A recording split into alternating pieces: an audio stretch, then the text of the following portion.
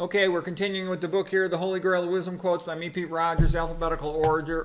We're doing Thomas Merton briefly. The main person today is going to be Michelangelo, the great artist. So briefly on Merton, he's a monk who wrote Seven Storey Mountain. When you see God in everyone, they see God in you. And that's basically like if you look for the best in other people, they're more likely to be positive towards you.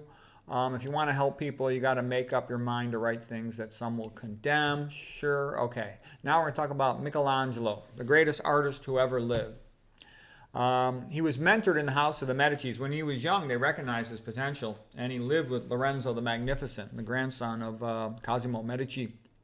And so he got to be around a lot of other good artists. He's also got to be around the scholars they had over there. They had Marsilio Ficino, who was translating the Greek books into Latin and Italian and whatnot.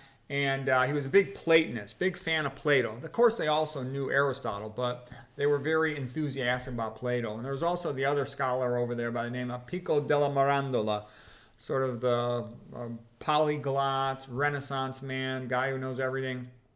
And he was trying to unify different philosophies and religions. So these guys were very knowledgeable about the history of the ancient Greeks, ancient Romans, the Bible, and everything. And that helped Michelangelo to be able to talk with them. Michelangelo himself was quite religious. He had memorized Dante's Divine Comedy. He was a member of some religious order, like the lay version of another group of monks. He was also a follower of Savonarola, the sort of intense, a little bit crazy monk in Florence. And Savonarola's followers also included Botticelli, the greatest artist of the 1400s, as well as Machiavelli. So he was pretty mainstream, Savonarola. He pissed off the Medicis too much. He's a guy who, generated the bonfire of vanities where people were burning a lot of their vain properties. And, Botticelli crazily even burned a couple of his paintings. Stupid.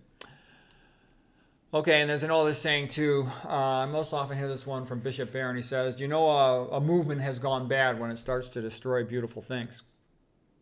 Okay, Will Durant says that Michelangelo connects the Middle Ages to the Renaissance. Yeah, he certainly does. It's sort of this intense theology perspective. A guy whose favorite writer is Dante in the Divine Comedy. The fear of burning in hell. Okay, and Michelangelo, he's very arrogant. He knew he was the best artist in the world, the best who would ever live. And he would say things like Titian, the famous painter. He goes, Titian would be a better painter if he'd learned how to draw first. Okay. Michelangelo was a better sculptor than he was a painter. And he sort of took the bulky three-dimensionality, the power of it, and put that into his painting. His figures tend to be quite muscular.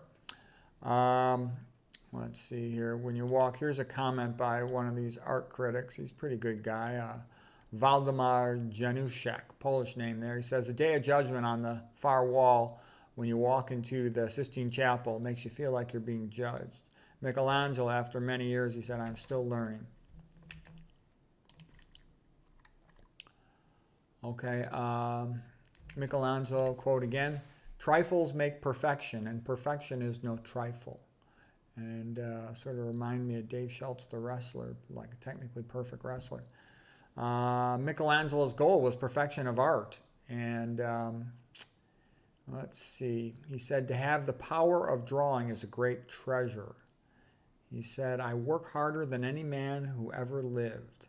I saw the angel in the marble and I carved to set him free. So that was sort of the idea that the figure was already in the marble, he just had to set it free. A little bit like of a Platonic idea of releasing the ideal form.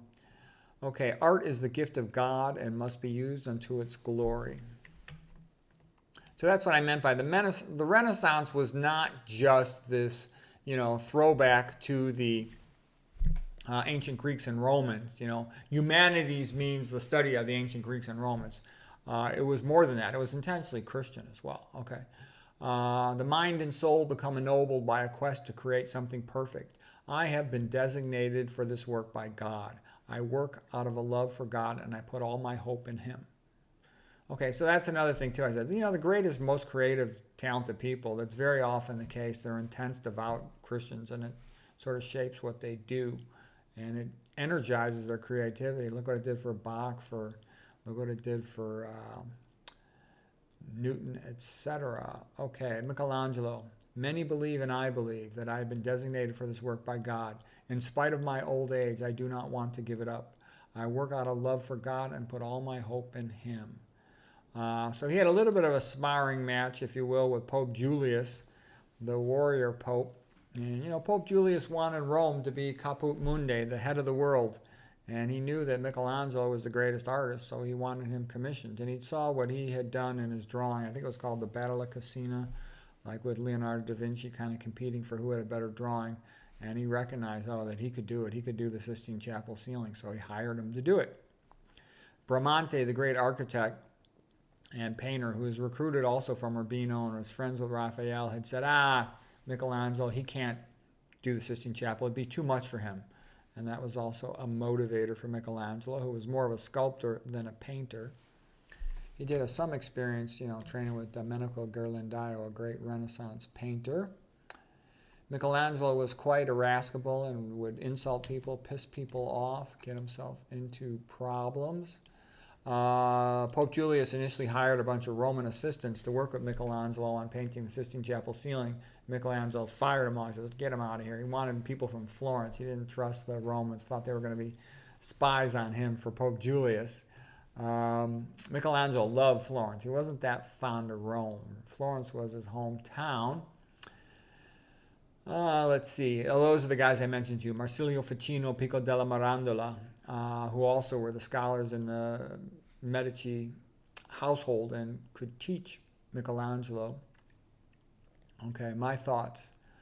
Some people say one man can't do much. Michelangelo is incredible, painting the Sistine Chapel by himself, just like, when a person gets their energy up, they can do a lot of great things. Bach wrote all these music by himself, and we lost a lot of it. Newton was the best scientist who ever lived. Okay, let's see here. All these great achievers are total workaholics, like Mozart, for example. Okay. All right, so Pope Julius was basically moving the Renaissance from Florence to Rome by attracting Michelangelo and Raphael to come to Florence. Okay. Most artists in the Renaissance would just do whatever the patron would say, but Michelangelo was so high up there, he could insist on doing what he wanted, even with the Pope. Okay, the best art in the world is in the Vatican. It's amazing. They got Michelangelo and Raphael. Okay, here's a couple quotes by Goethe. Johann von Wolfgang Goethe, the great German writer. He said, the Sistine Chapel ceiling shows that what one man is capable of doing. You cannot know what one man is capable of doing until you have seen the Sistine Chapel ceiling. Okay, so that's Michelangelo. If you want to see his great works of art, the most important ones to see would be the Sistine Chapel ceiling, especially the creation of Adam. And, I like the Adam and Eve paintings. Okay, there's also the Flood. And then you'd want to see his Last Judgment on the far wall, his Pietà, his best statue. And he's got a whole bunch of other good stuff, but those are probably his best achievements. Hope you found that helpful.